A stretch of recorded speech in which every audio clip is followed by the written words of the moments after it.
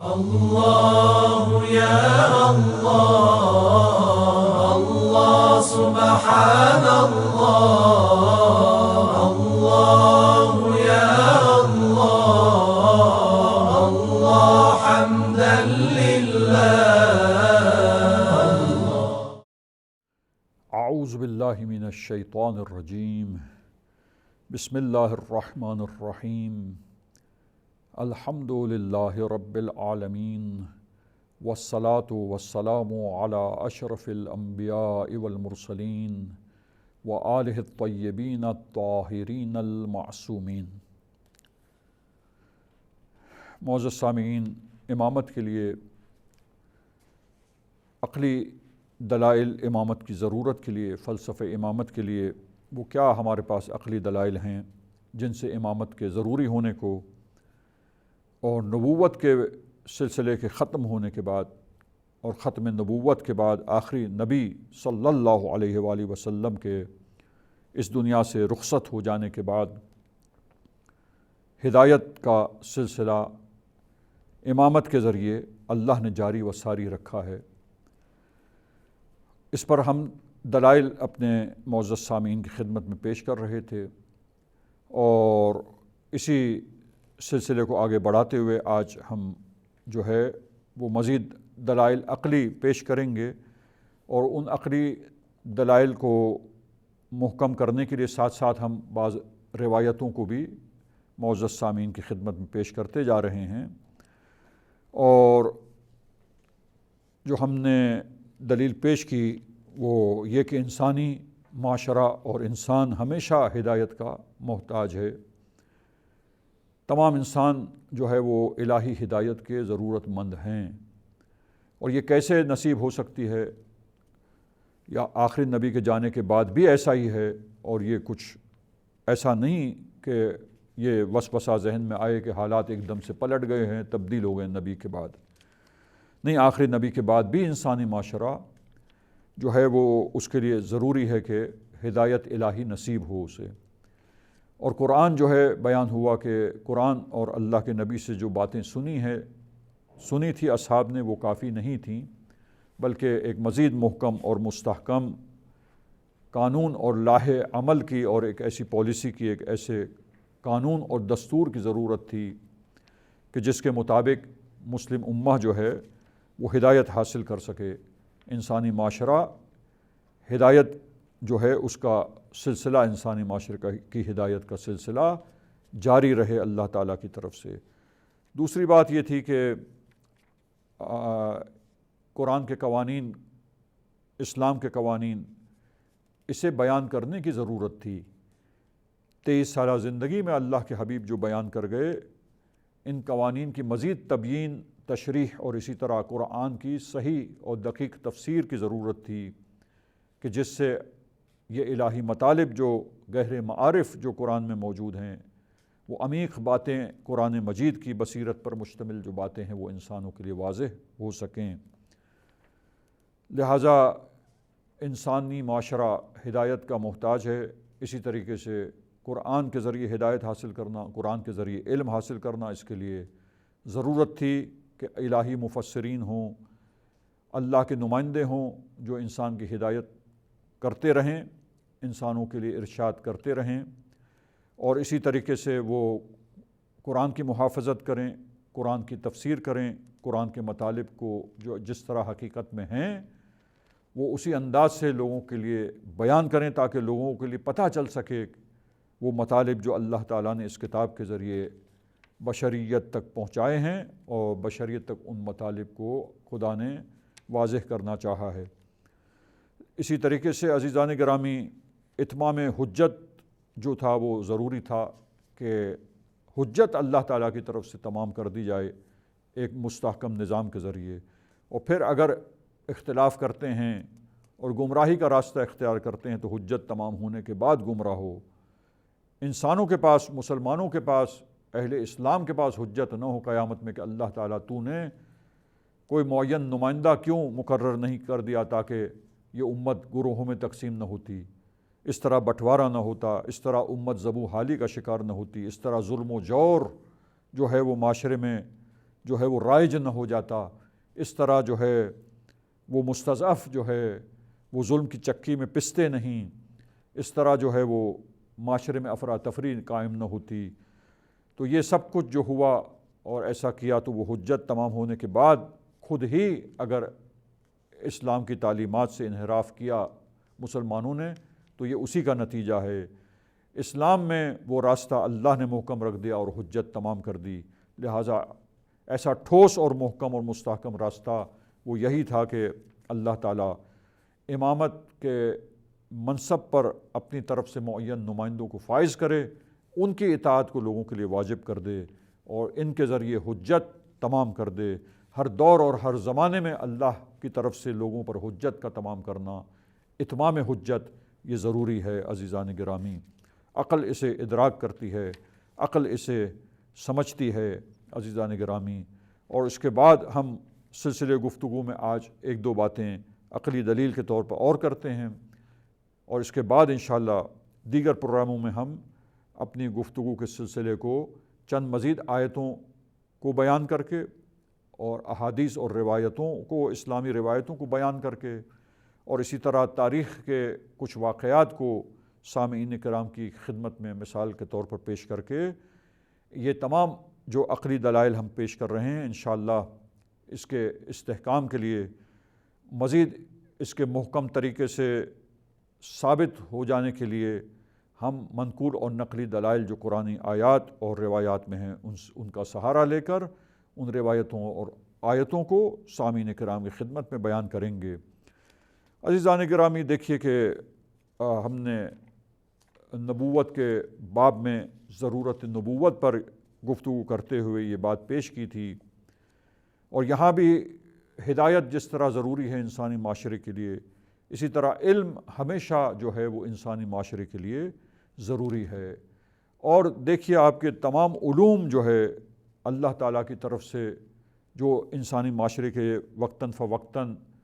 اپنے معاشرے کے لحاظ سے جن حقائق کے آشکار کرنے کی ضرورت ہوتی ہے، جن علوم کو پہنچانے کی ضرورت ہوتی ہے عزیزان گرامی، تمام وہ علوم قرآن میں موجود ہیں، لیکن کیا تمام مسلمانوں کے لیے، تمام اہل اسلام کے لیے، کیا کوئی یہ دعوے دار ہو سکتا ہے؟ کیا کوئی اس دعوے کو کر سکتا ہے؟ یا رسول اللہ کے بعد کسی صحابی نے سوائے اہل بیت علیہم السلام کے، سوائے مولا کائنات علی ابن ابی طالب علیہ السلام کے، کسی اور نے اصحاب میں سے کیا یہ دعویٰ کیا کہ ہم سارے قرآن کو سمجھتے ہیں اور سارے قرآن کے حقائق ہمارے لیے روشن ہے اور قرآن کی تہ اور گہرائی تک ہم پہنچ گئے ہیں اور اب ہمیں ضرورت نہیں ہے کہ کوئی ہمیں بتائے اللہ تعالیٰ کی طرف سے؟ کوئی ایسا دعویٰ ہمیں نظر نہیں آتا، کوئی ایسا کلیم نظر نہیں آتا اصحاب کی طرف سے۔ لہٰذا جس طرح ہدایت کا نیاز مند اور محتاج ہے، اسی طریقے سے علوم کے سلسلے میں کہ انسانی معاشرے میں انسانوں کے لیے علم حاصل ہوتے رہنا چاہیے، اور اللہ تعالیٰ کی ذات کی طرف سے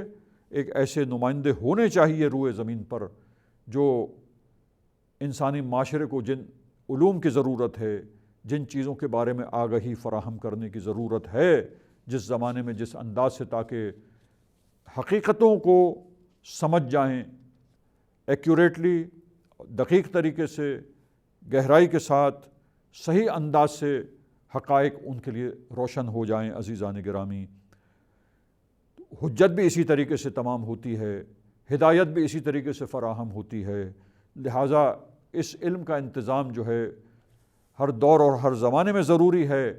انبیاء علیہم السلام آتے رہے اور ختمی مرتبت صلی اللہ علیہ وآلہ وسلم پر سلسلہ نبوت جب ختم ہوا ہے تو اس کے بعد علمی ضرورت جو ہے انسانی معاشرے کی وہ ختم نہیں ہوئی۔ قرآن میں جو علوم رکھے گئے ہیں بے شک تمام علوم ہیں، ہر آیت میں جو ظاہری معنی ہے اس کا ایک باطن ہے، اس کا ایک اور باطن ہے، اور باطن میں پھر باطن ہے، اور بتایا جاتا ہے کہ 70 بطون اور 70 باطن اسی طریقے سے ہیں۔ تو اس قرآن کریم کی تمام تر باتوں اور علوم سے کون آگہی رکھتا ہے عزیزان گرامی؟ تو یقیناً اہل بیت علیہم السلام جن کے بارے میں روایتیں ہیں، اور ان میں پہلے امام جو ہیں امامت میں انشاءاللہ ابھی ہم گفتگو بڑھائیں گے، اور اہل تشیع کے مکتب کے نزدیک پہلے امام مولا کائنات امام علی علیہ الصلاۃ والسلام ہیں، اور یہ سلسلہ امامت چلتا ہے، اور آخری امام مہدی عجل اللہ تعالی فرجہ الشریف کی ہستی ہے۔ لہٰذا یہ امامت کا سلسلہ اللہ نے قائم کیا تاکہ زمانے میں جو علم کی ضرورت ہے وہ اس ضرورت کے مطابق وہ قرآن کو بیان کریں، قرآن کے مسائل کو بیان کریں، اور اسی طریقے سے اللہ تعالیٰ سے جو علم لدنی انہیں ملا ہے اور نبی کے تمام علوم جو ہے ان تک منتقل ہوئے ہیں، اہل بیت علیہم السلام تک، ائمہ اطہار علیہم السلام تک، جو رسول اللہ کے وارث ہیں، جو ان کے وصی ہیں، ان کے جانشین ہیں۔ تو عزیزان گرامی، اور تاریخ اس کی گواہ ہے انشاءاللہ، کچھ واقعات اور حالات، تاریخی حالات و واقعات اور حقیقتیں انشاءاللہ ہم اس سلسلے میں آپ سامعین کرام کی خدمت میں پیش کریں گے، اور یہ مسئلہ بالکل واضح طور پر آپ لوگوں کے لیے روشن ہو جائے گا، سمجھ میں آئے گا عزیزان گرامی کہ اہل بیت علیہم السلام نے کس طرح جو ہے وہ مختلف مقامات پر جہاں پر علم کی ضرورت تھی علم کو پیش کیا، لوگوں کو حقیقتوں سے آشکار کیا، حقائق کو لوگوں کے لیے، اسلامی معاشرے کے لیے، انسانوں کے لیے، مسلمانوں کے لیے بیان فرمایا، اور تاریخ اس کی گواہ ہے، اور سینکڑوں اور کثرت سے تاریخی شواہد اور قرائن اور تاریخی واقعات ہیں جو اس بات کی وضاحت کرتے ہیں، اس بات پر دلالت کرتے ہیں، اور اس بات کو بہت واضح کر کے ہمارے لیے بیان کرتے ہیں کہ اہل بیت علیہم السلام وہ ہستیاں ہیں، یہ ائمہ اطہار علیہم السلام وہ شخصیتیں ہیں کہ جن کے توسط سے علم ملا، علوم جو ہے وہ آشکار ہوئے، علوم جو ہے وہ انسانی معاشرے میں پیش کیے گئے، علوم جو ہے وہ بیان ہوئے، حقیقتوں سے لوگوں کو آگہی ہوئی۔ لہٰذا یہ علم حاصل کرنے کے لیے اور بہت ساری وہ حقیقتیں خصوصیت کے ساتھ جو اس دنیاوی حقیقتوں سے ہٹ کر اخروی حقیقتیں ہیں، اور ان اخروی حقیقتوں کا آشکار ہونا ہے۔ عزیزان گرامی، اللہ کے نبی نے ترویج کی، تبلیغ کی، علم دیا، علم پیش کیا، اصحاب نے حدیثیں سنی، احادیث کو آپ سے سن کر محفوظ کیا، لیکن عزیزان گرامی آپ علم وہ سمندر ہے کہ وہ سمندر پورا کا پورا لوگوں کی ظرفیت، لوگوں کی صلاحیت کے مطابق جتنی ضرورت تھی نبی نے بیان کر دیا، لیکن سارا کا سارا علم وہ کس کو دے کے جاتے؟ وہ ظرف قبول کرنے والا، وہ وسعت، وہ ذہن اور وہ فکر، وہ کیا اس وقت موجود تھی تمام انسانوں میں، تمام اصحاب میں؟ تو عزیزان گرامی یقیناً اس کے لیے چند الہی انسان ہی ہوتے ہیں کہ جو اللہ کی طرف سے مخزن العلوم ہوتے ہیں، وہ جو علوم کا خزانہ ان ہستیوں کے اندر ہوتا ہے، اور وہ علم لوگوں کے لیے آشکار کرتے ہیں، ضرورت کے مطابق، لوگوں کی فکری سطح کے مطابق، لوگوں کے ذہنوں کے مطابق، جیسے زمانہ گزرتا ہے، جیسے ان کی فکر میں ترقی ہوتی ہے، جیسے ان کی سوچ اور سمجھ ارتقائی مراحل طے کر کے بلندیوں پر فائز ہوتی ہے، اس کی مناسبت سے اسی کے مطابق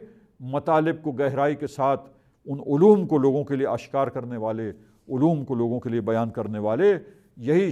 ہستیاں، یہی اہل بیت علیہم السلام تھے، یہی شخصیتیں تھیں۔ اور عزیزان گرامی، ایک آخری چیز جو میں آپ کی خدمت میں پیش کرتا ہوں، اور اس کے بعد پھر ہم انشاءاللہ ان مطالب کی تائید اور تاکید کے لیے روایتوں کا سہارا لیں گے، اور روایتوں کے ساتھ ان تمام باتوں کو دوبارہ ہم پیش کر کے